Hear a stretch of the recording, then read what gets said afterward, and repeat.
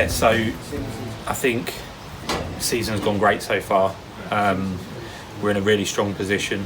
Obviously, looks like we've kind of got into that position where we're fourth in the table and things are looking really good. We've got some incredibly hard games coming up. Obviously, New Salamis is not going to be easy, and then following that up with Lowestoft, Grays, Hashtag, it's going to be a really, really tough month. And I think this month will probably determine to a large extent how we're going to do overall.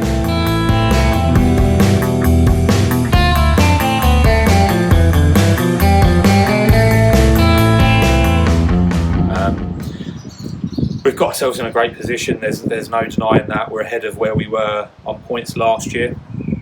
And I think that's probably down to a bit more consistency this year in our performances.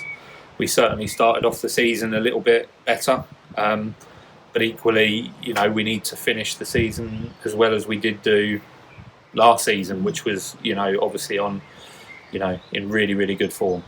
And I really hope we can, give this club what it deserves, and that's, a home playoff game. Be really, really important for us. But equally, we're not taking our eyes off the fact that we're certainly not there yet.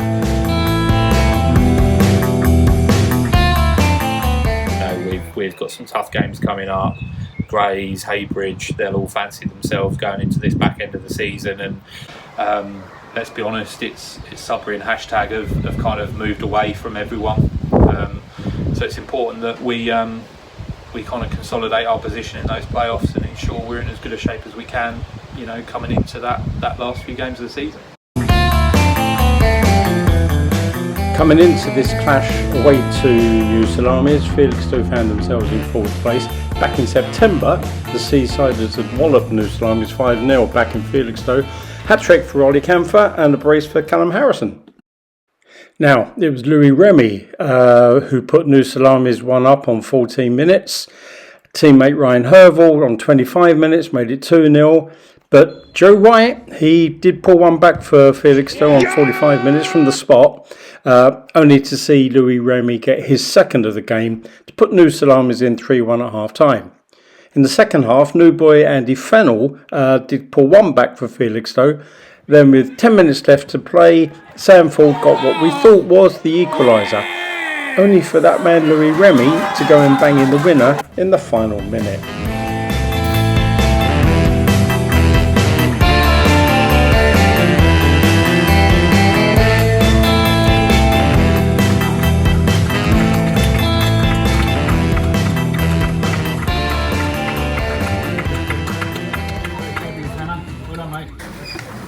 Not the best day, everyone. Sorry.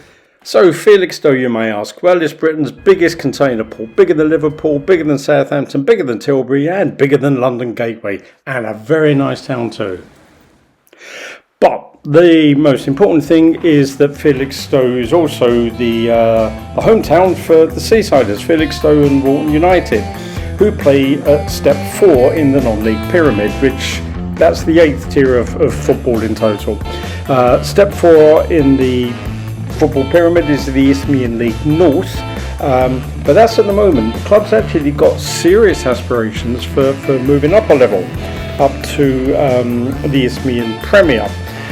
We got in the playoffs last year, lost to Canvey unfortunately in front of about 1,500 people, but this year there's a real chance of getting into the playoffs.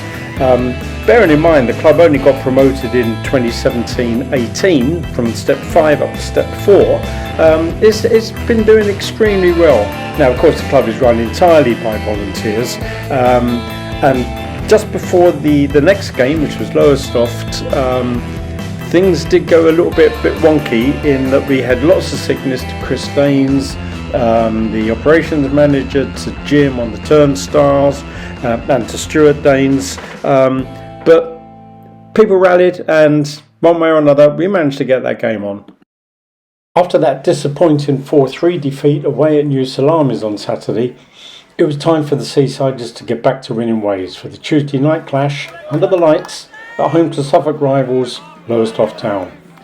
Ordinarily, you'd expect a good crowd of 400 or 500, but this was a bitter cold night with Ipswich Town playing at home just 10 miles down the road. In the end, there were 264 in attendance, with both sides hoping to consolidate their place in the playoffs. This was a battle between two evenly matched sides, and unfortunately, there was going to be yet more drama which spoilt an otherwise fair fight. There were chances at either end, but the game came to life after 35 minutes when the man in the middle judged it necessary to show Felixstowe defender Joe White a straight red. Now, when even the opposition manager and opposition players say it wasn't a red, it makes you wonder what the referee saw. Suffice it to say, the home crowd wasn't best pleased. Goalless at half time, most home fans thought a share of the points might be possible, while all three might be pushing things a little. Felixstowe held up well despite being down to 10 men, but the sucker punch came on 58 minutes when Owen Murphy netted for the Trawler boys.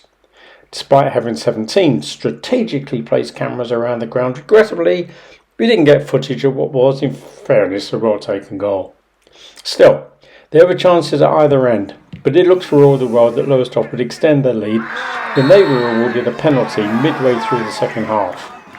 Fortunately, keeper Callum Robinson didn't need to make a save as the ball was blasted wide. The game ended with two more red cards, first for Lowestoft defender Harry Knights, then for Callum Bennett for the home side. With no VAR at non-league football, there's nothing that can be done. But this was in no way a feisty or niggly match. 3 red cards did seem to be somewhat over the top. With 2 defeats on the bounce, Felixstowe dropped to 5th place, with local rival Stowmarket Town closing the gap with an impressive win over AFC Sudbury. Next up for the Seasiders was 4th place Grays Athletic, followed by an away trip to table toppers #United. The battle for a playoff place was hotting up. Yeah, so I thought both teams started quite brightly. You know, both teams had a few chances early on and you know, got to grips with the pace of the game. And then I think Lowestoft started to get on top after sort of 15-20 minutes, and then the most horrendous refereeing decision I've had this season, where you know, our centre half clearly wins the ball. You know, their managers will say the same thing. And we're just not getting that rub of the green at the moment. Joe gets himself sent off, and then of course you're down to 10 men against a really good side. I felt we weathered the storm quite well. After that, kept nice and compact.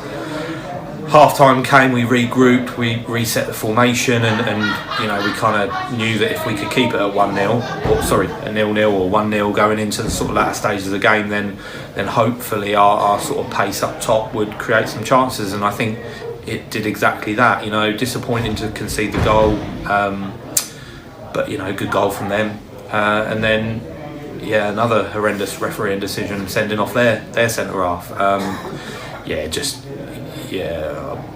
I'm losing the will to live with the standard of referees at the moment, and it's tough because, you know, it's not sour grapes. It's just, you know, we now lose 2 of our defenders, and you know, for 2 or 3 games, and there's not been a bad tackle in the game. You know, both managers are saying exactly the same thing, and it's really disappointing that the referee seems to make the game all about him and not about the 22 players that are fighting hard and fairly on the pitch. So yeah, it's one of them. I was proud of the lads and the way they dug in, stuck together. You know, we had chances second half. You know, on the break we had some. You know, Zach had a few really good chances, but they're just not falling for him at the moment. And I felt, you know, the longer we stayed in the game, the more we were just going to get that one chance to nick it, and we just couldn't take it. And yeah, disappointing loss, but I'm a lot more settled and at ease with today's loss than I am Saturday's, where I think we didn't perform, and tonight I think they gave everything for the football club, and I'm proud of them. Thursday the 9th of March, 2 days after the defeat at home to Lowestoft Town. A wet, cold AGL Arena. It's been a bad week. After 7 wins since the start of the year, with 1 draw and just 2 defeats, losing to New Salamis, then Lowestoft Town, and with 3 players getting red cards within 72 hours, the mood isn't great. The Seasiders are still in a playoff position, but face 4th place Grays Athletic before a tough away game at table toppers #United. who have won 19 Step 4 games on the bounce. Picking up 79 out of 90 points this season, it might be worth remembering, however, that back in October, Felixstowe trounced the tabletoppers 4-0. Hopefully, hashtag won't be after revenge. Oh, and by the way, last time out, hashtag 181. Rain and sleet put the Greys game in doubt, and so the call went out Friday afternoon. Volunteers, get on down to the ground, bring your own forks, let's get this game on for Saturday. Puddles? What puddles? All that effort and the pitch was absolutely fine. In the end, the planned inspection for 10:30 was called off. The pitch had recovered well, and there was no doubt the game would go ahead. It was good to get the game on for a host of reasons. Obviously, the players, fans, coaches and sponsors wanted the game to go ahead, but it was also going to be a special day for Curtin under-11s. The local junior side invited along to train with the Felixstowe and Walton fitness coach Stuart Stevenson and to be shown around the ground and meet some of the first team players. The Seasiders have their own junior set up with under-6s right through to under-16s for boys and girls. The juniors are often mascots themselves for senior games, but for the Greys fixture, the invitation was extended to local side Curtin. Okay, so you come here today with the under-11s, so 11s, 10-year-olds. Yeah. What's it meant to them coming here and having a bit of a training session with Felixstowe and Walton? They've been buzzing about it all week.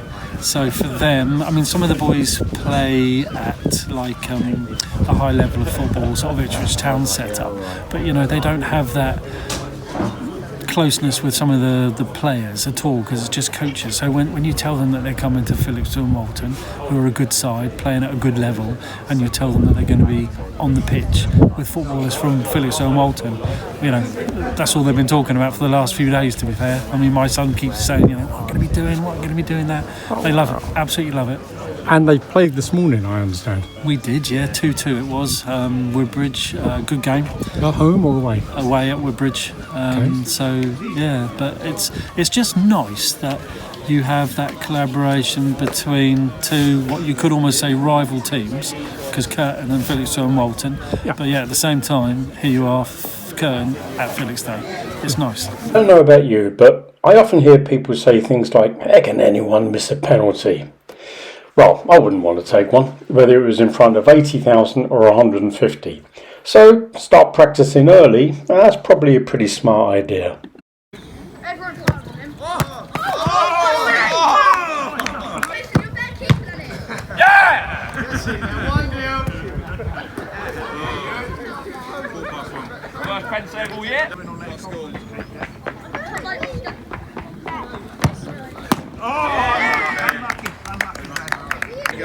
Come on, please, Max. Come on, Max. Yes. Energy taker, Oscar. The game itself, well, the first half could best be described as uneventful. Felixstowe and Walton were without Milo Grimes with a foot injury, and Noel Aitkins missed out due to suspension. This meant a return for Stuart Ainsley after injury. Both defences looked good, and the Seasiders' first decent chance came when Henry Barley sent in a free kick on 28 minutes for Billy Holland to connect, only for Greys keeper Danny Sandbridge to turn the ball over the bar. Greys had their chances too, but it was down to Stuart Bordley in the half-time team talk to try to get something out of the game. Still need to be bright. Not good enough. We're defending alright. We need to get pressure on the ball high up the pitch. I think we're sitting off them a little bit too much. We've just got one long ball to the big man up front. It's all they've got, let's be fair. You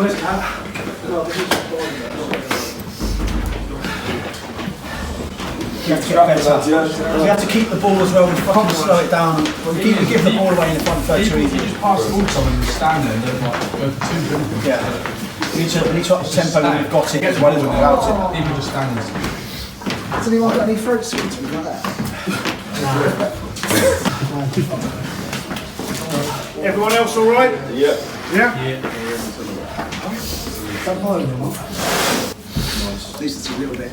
Get plaster on maybe.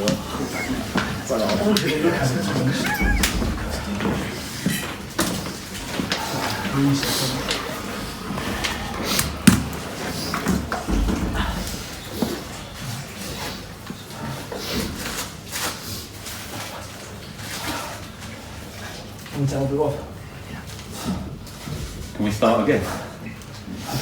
That was the most horrendous half of football I've ever seen from both sides, to be fair. Like, just a horrendous game.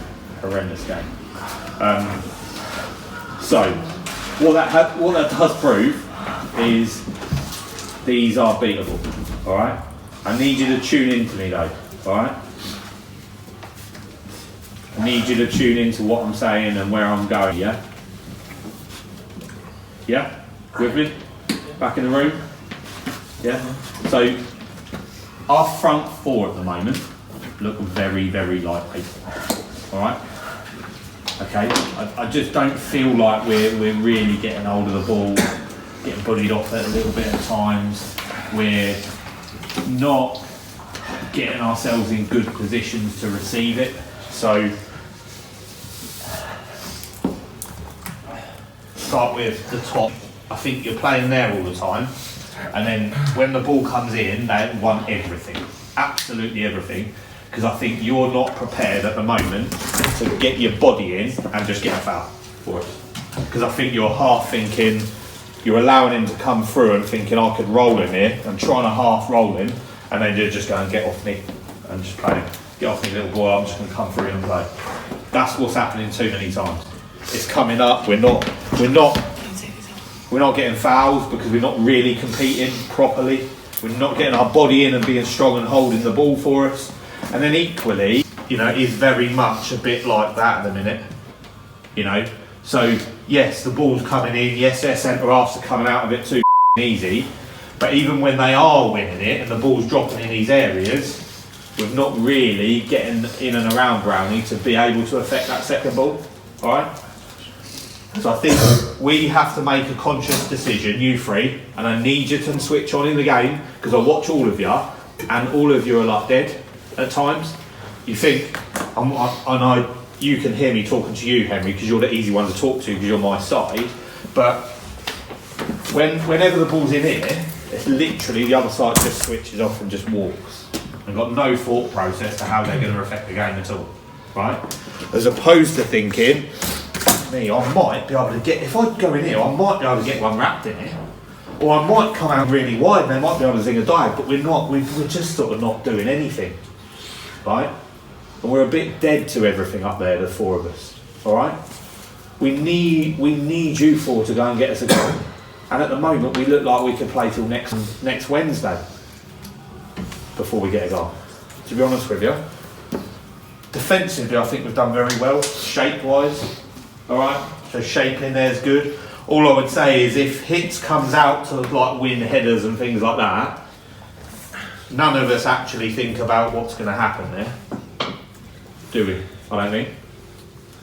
So Bill's in there on his own, so when their centre half maybe wins that header, if Bill don't win that second one, we're absolutely fortunately he's won every one that's come in there, but we're all hits, yeah, come out and win it. And then we all just stand still in exactly the same positions without thinking, maybe I'll drop in here and fill Hits' gap, or maybe we just need a little bit more from you in terms of thinking, boys, about how you're going to get yourselves in football, because you four must be bored. Is that fair? At this point, some of the footballers used some naughty words. And, well, we thought you probably didn't want to hear them, so we kept this a little bit quiet.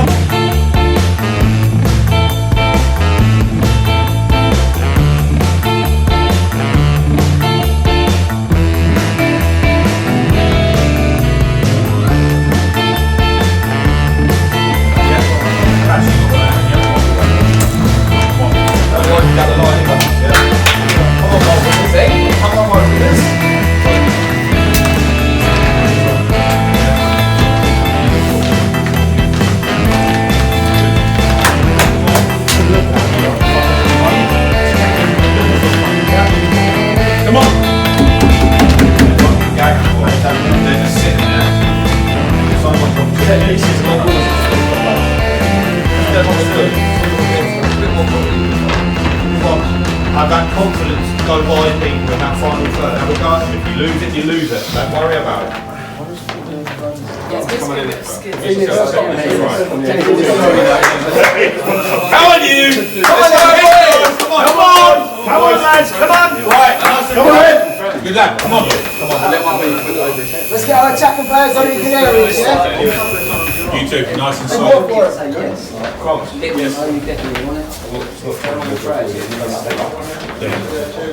Yeah, we have got some great options. Come on, boys. Second half was better, with Felixstowe controlling much of the game. A cross from Charlie Warren on 58 minutes saw Callum Harrison, man of the match, fire home from 6 yards to give Felixstowe a really important 1-goal lead, which they went on to hold until the 90th minute. A 1-0 win, some happy faces, and yeah, boys are still in the race.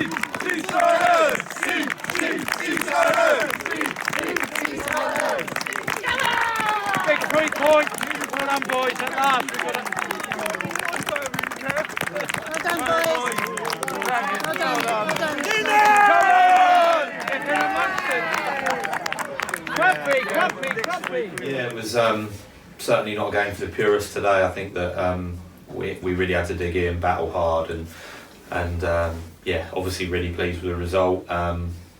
Performance, you know, neither team really got going. I don't think it was a kind of typical, like almost like derby game where not a lot of quality on the ball, but yeah, as I say, we dug out the win well and really pleased. Okay, you've got to say it's a great finish from Callum for the goal, roof of the net like that. Yeah, pleased for Callum because he's been out a long while. He's not quite got back up to the levels where he was when he, you know, before he got his injury. So yeah, really pleased for him to, one, get his goal, but two, I thought his work rate second half was superb. So yeah, pleasing for him. Okay, how important do you see that in the scheme of things with obviously a big game next week at Hashtag? Obviously the last 2 results, you know, you got to see that as one of the results of the season, do you think? Yeah, I think so. I think in terms of context of the league and positioning, I think it's very, very important. You know, you lose today, Grays are then sort of ahead of you on, you know, on merit, if you like, because of, you know, their extra game. I think Stonymarket won, and yeah, it would have looked tough heading into that Hashtag game. But I think, you know, the win today was so important. So, but equally, we were just trying to take it as one more game. That was a message before the game to the lads, that it was all just about concentrating on winning one game of football, and ultimately that's what today was. Okay, in terms of personnel, you had to make a few changes today. I think Milo Grimes struggled before in the warm-up, did he? Yeah, so we just decided to go with our kind of most experienced back four. You know, that's the long and short of it, and I thought they were superb today. Distances were very good. Game management was good. They controlled those in front of them to get them to do their defensive job, and I think that showed with what we limited Grays to today. Yeah, and then behind them, Callum Robinson pulled off a couple of great saves as well, in probably Grays' only 2 chances really, but they 2 great saves. Yeah, pleased for Robbo, because he, you know, by his own admission, he didn't have his best game against New Salamis, but he's bounced back as he always has done, and he's got us out of tricky situations a number of times this year. So yeah, pleased for him, and I thought not only his saves, but his kind of general play, commanding the box, his kicking, everything was very good. Okay, and also in terms of personnel, obviously we're brought in Andy Fennell here. Your first goal last week at New Salamis, Andy, must be delighted with that goal. Yeah, it's good to get off like first game with a goal. Been a long time since I've scored since I've been playing really, so it's just great to get my first goal and sort of kick on now. Okay, and how do you see? Say you'll be here to the end of the season, I guess minimum. How do you see the running for us? I think we'll finish strong, cement that playoff spot, and just do whatever we can to win the playoffs and get to step 3 football. Okay, and what do you see yourself bringing to the team? You look like a different player to what we've maybe had before. Pace, goals, very direct. Like, once I get the ball down, just get my head down and I'm gone direct, straight for goal really. Excellent, I look forward to seeing that. Must say, Boards, in terms of the man of the match today, I don't know who got it in the end, but you probably deserved that.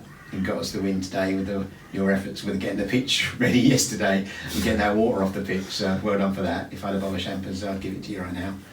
That, great effort by you yesterday, and great win. And looking ahead to next week, hashtag, that's a tough one.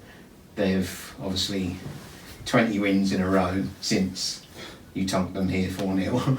Not what happened that day, but struck them into action there, and 20 wins in a row. We'll be going there to change that, won't we? Oh, without a doubt, yeah. They've done an incredible job, because winning 20 games on the spin for any team at any level is a magnificent achievement, and they fully deserve to be right at the sharp end at the top of that table. So, but equally, we're not going to go there with any great deal of respect for them. We've got to go there and get amongst them and do exactly what we did to them out there at our place and try and dislodge their confidence and really take the game to them. And that's exactly what we'll be trying to do, because we'll be underdogs, but this team seems to like that tag. And I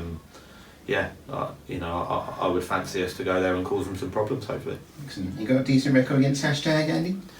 Don't say no. What is it? I beat them once last year, and I think drew them last season as well. Drew them, and I didn't play against them this season. Right, so. Okay, we drew a win then. Okay, well, thanks so much, guys, and well done on today. Next up is an away trip to hashtag United, who play their football at Burston Pitsea near Southend. 20 straight wins under their belt and unbeaten at home. This is going to be a tough day out. But there's nothing like a challenge, and that run has to come to an end at some stage.